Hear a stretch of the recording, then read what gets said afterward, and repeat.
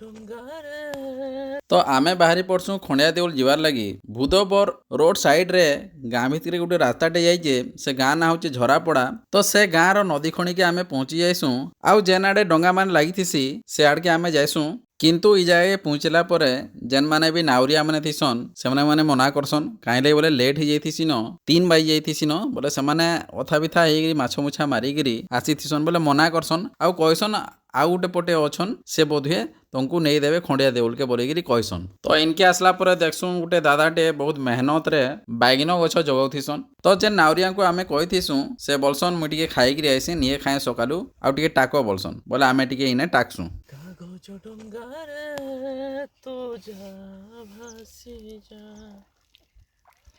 तो गीत केनता लगला जे आपण मानकू कमेंट जणाबे। तो एतकी भितरे आम नाउरिया आज्ञा पलै आइसन तांकू टिके भल लागसी। तो सांग माने फेर देखा हमा ई ब्लॉग रो नेक्स्ट पार्ट रे।